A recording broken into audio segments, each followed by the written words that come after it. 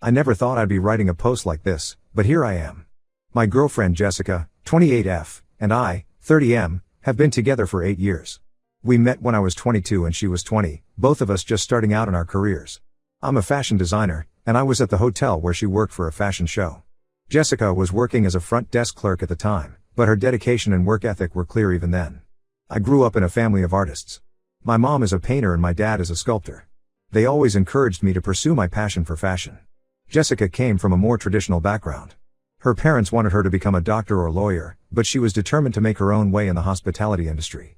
When we first met, I was struck by Jessica's professionalism and how she handled a difficult guest with grace. I found myself coming back to the hotel more often, always finding excuses to talk to her. My friends teased me about my obvious crush, but I was too nervous to ask her out. Finally, on my 23rd birthday, I decided to take the plunge. I was having a party at the hotel, and I invited Jessica. To my surprise, she came. In front of all my friends and family, I gathered my courage and asked her to be my girlfriend. The look of joy on her face is something I'll never forget. Everyone cheered, and it felt like the start of something amazing. For the first few years, things were great. We supported each other's careers and dreams. I was there when Jessica got promoted to manager, and she was my biggest cheerleader when I launched my first fashion line. We talked about our future together, dreaming of marriage and maybe even kids someday. Jessica's career at the hotel took off. She quickly rose through the ranks, impressing her superiors with her dedication and innovative ideas. By the time she was 26, she had become one of the youngest senior managers in the hotel's history. I was so proud of her achievements. My career was going well too. I had established myself in the local fashion scene and was starting to get recognition in bigger markets. Jessica and I often joke that we were the perfect power couple, fashion and hospitality. We had our struggles, of course. Jessica's job often required long hours and there were times when we barely saw each other. My work could be stressful too, especially around Fashion Week. But we always made time for each other, even if it was just a quick lunch or a late-night movie at home. About a year ago, things started to change. Jessica began working even later than usual. She said the hotel was implementing new systems and she needed to put in extra hours to oversee the transition. It made sense, so I didn't question it. I trusted her completely. Looking back, I can see some signs that I missed. Jessica became more protective of her phone. She started taking more business trips than usual. There were a few times when I called the hotel late at night and was told she had already left. But I brushed these things off, telling myself I was being paranoid. A few months ago, we started talking about moving to a new apartment. Our lease was up, and we thought it might be nice to have a change of scenery. Jessica became really focused on one particular building. It was nice enough, but I didn't understand why she was so set on it. She said it was closer to work and had better amenities. I went along with it, happy to see her excited about something. We moved into the new place about 2 months ago. Everything seemed fine at first. Jessica seemed happier, and I thought maybe the move had been good for us. I was busy with a new collection, so I didn't notice anything unusual. Then, last week, everything fell apart. My car was stolen from our building's parking area.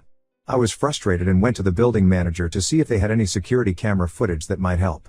As we were reviewing the footage, I noticed something odd. On nights when Jessica had told me she was working late, the camera showed her coming home at her regular time. But instead of coming up to our apartment, she would go into another unit in our building. I asked the manager whose apartment it was, trying to keep my voice steady. He told me it belonged to Jessica's boss from the hotel. In that moment, everything clicked into place. The late nights, the protective behavior with her phone, her insistence on this specific building.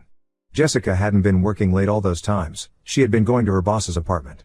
They had been having an affair, right under my nose, for who knows how long. I confronted Jessica when she got home that night. At first, she tried to deny it, making up excuses about work meetings and project planning sessions. But when I told her about the security footage, she broke down.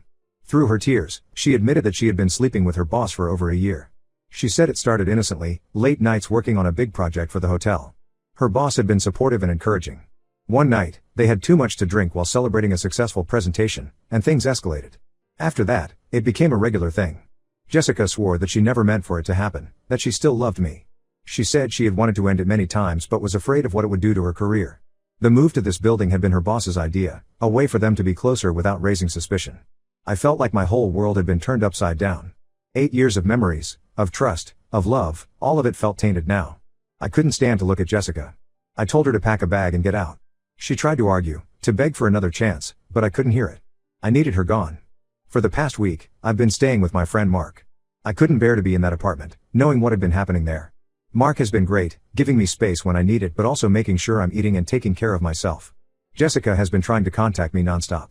Calls, texts, emails, I've ignored them all. Her friends have reached out too, asking me to talk to her. I'm not ready.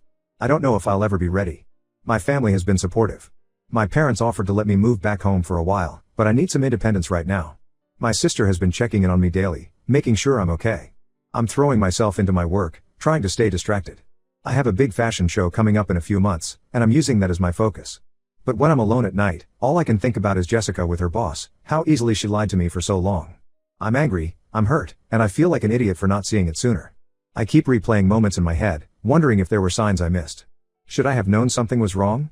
Could I have done something differently? I know I need to focus on moving forward, but right now I'm just trying to get through each day.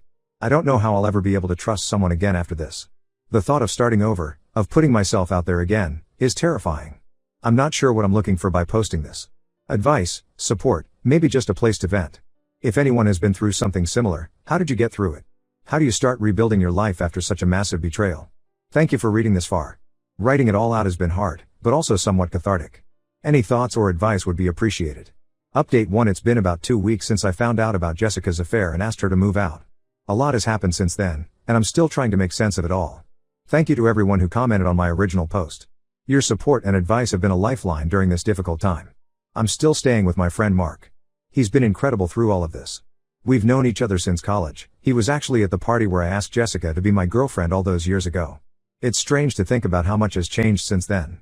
Mark has given me the spare room in his apartment. He's been making sure I eat regularly and get out of the house sometimes.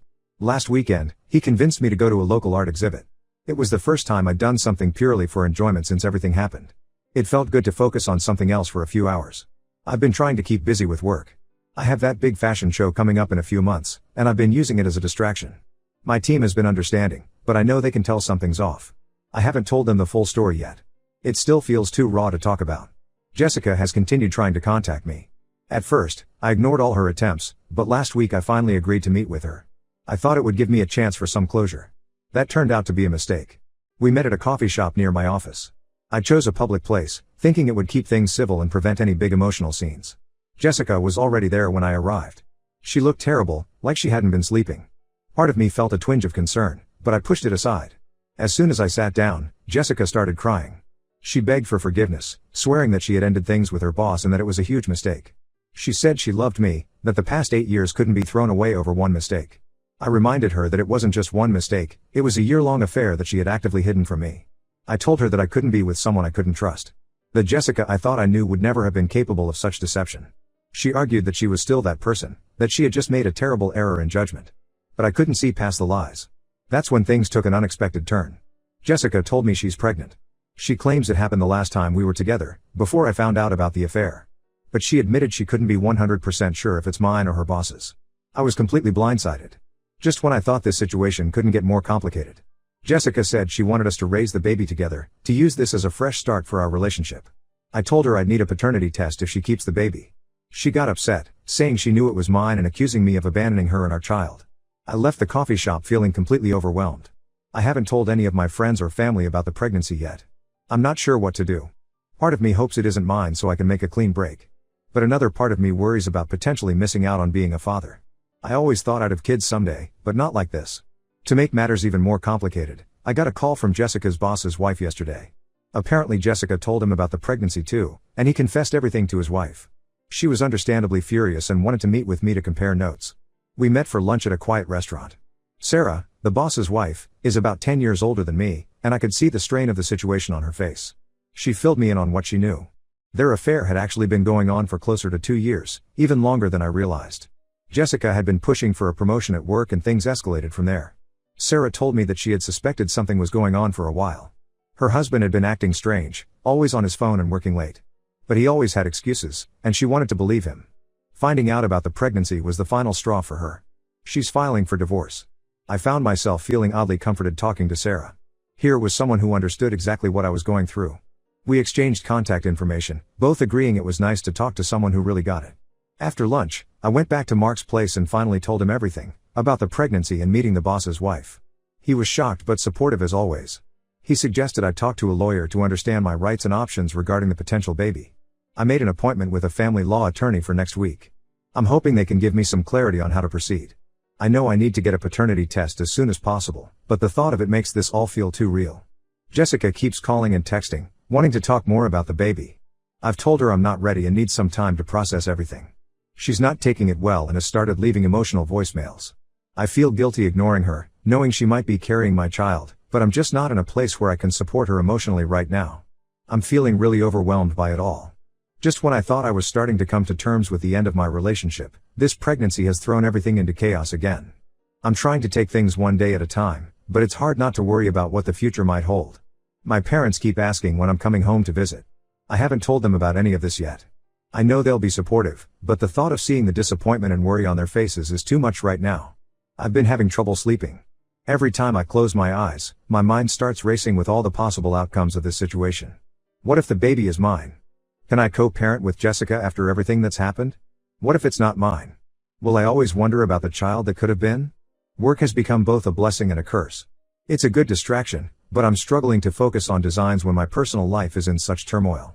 I'm worried about letting my team down if I can't pull it together for this upcoming show. I know I need to start making some decisions soon. About the apartment, about my relationship with Jessica, about how involved I want to be with this potential child. But every choice feels impossible right now. If anyone has dealt with a similar situation, how did you handle it? How do you make life-altering decisions when you're still reeling from betrayal? Any advice on how to stay sane through all of this would be really appreciated. Thank you again to everyone who has offered support. It means more than you know. Update 2: It's been about a month since my last update, and somehow things have gotten even more complicated. I'm still trying to process everything that's happened. First, some news about the pregnancy. There isn't one. It turns out Jessica was lying about being pregnant. I found this out when I finally agreed to meet with her again to discuss the paternity test and next steps. We met at the same coffee shop as before. Jessica looked nervous when I arrived. Before I could say anything, she broke down crying and admitted she had made up the pregnancy.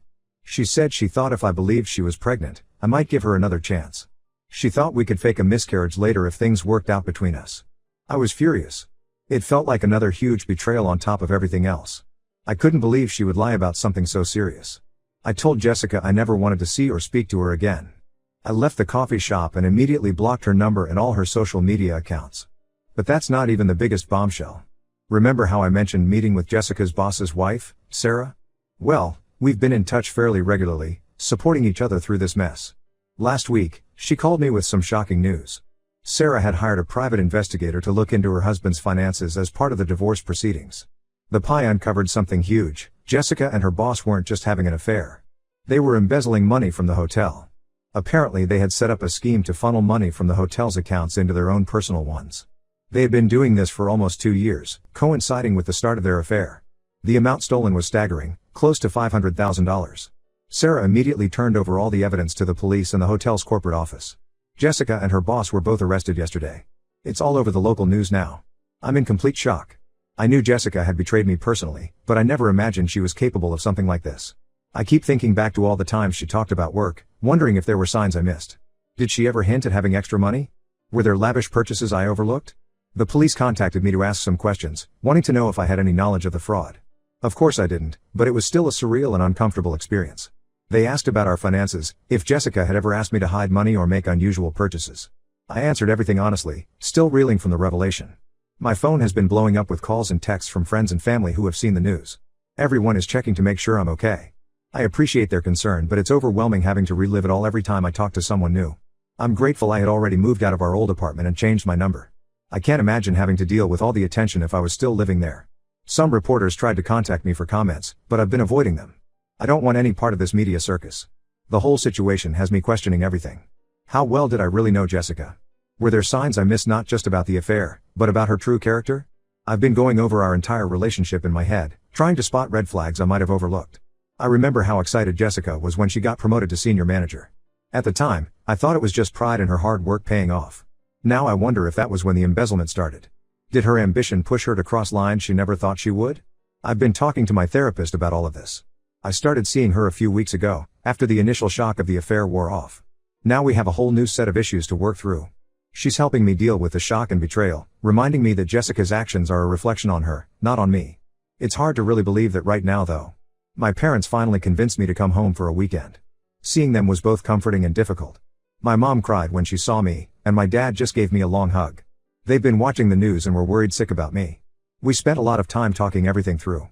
They reminded me of who I am and the values they raised me with. It helped ground me a bit. I'm trying to focus on moving forward with my life. I signed a lease on a new apartment last week. It felt good to have a fresh start in a place with no bad memories attached to it. My sister helped me move in and we spent the weekend setting everything up. It was a good distraction.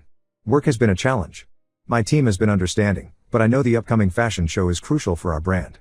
I'm doing my best to stay focused and creative, but it's not easy. I'm considering bringing on an assistant designer to help manage some of the workload. One unexpected bright spot in all of this has been my growing friendship with Sarah, the boss's wife. We've been meeting for coffee regularly, supporting each other through the legal proceedings and emotional fallout. It's nice to have someone who really understands what I'm going through. We're not romantic, we both have too much baggage for that, but I value her friendship. I'm still processing everything that's happened. Some days I feel angry, others I just feel numb.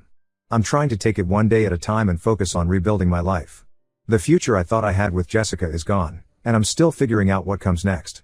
If anyone has been through something similar or has advice on how to rebuild trust after such a massive betrayal, I'd really appreciate hearing it. Thanks again to everyone who has offered support through all of this.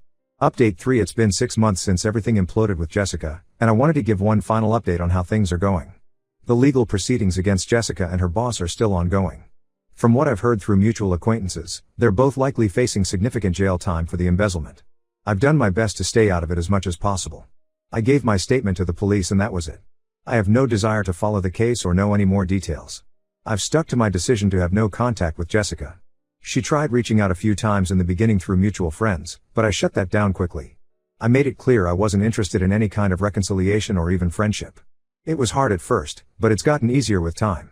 The hardest part has been rebuilding my ability to trust. For a while, I was suspicious of everyone around me. I kept waiting for the other shoe to drop, for someone else to betray me. My therapist has been really helpful in working through those feelings. I'm slowly learning that not everyone is like Jessica.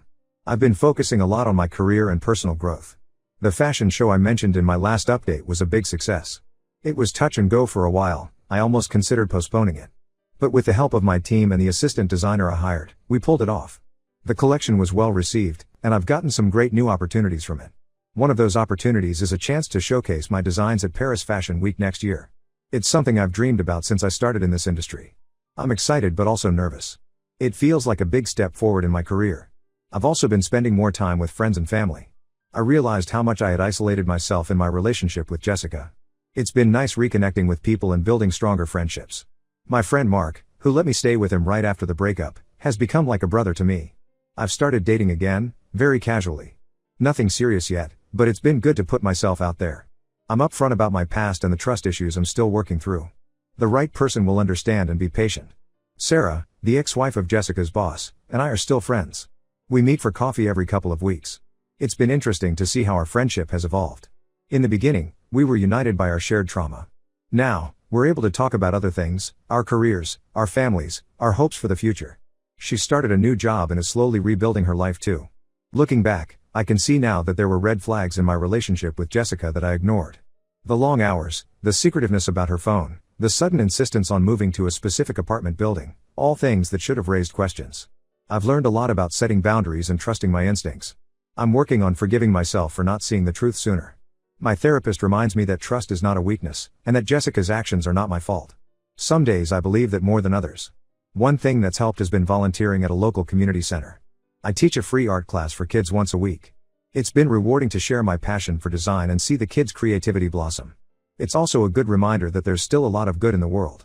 I still have bad days where the anger and hurt feel overwhelming. But they're becoming less frequent. I'm proud of how far I've come in the past 6 months. I'm sleeping better, eating healthier, and feeling more like myself again. This will be my last update on this situation. It's time to close this chapter and focus on the future. Thank you all again for your support.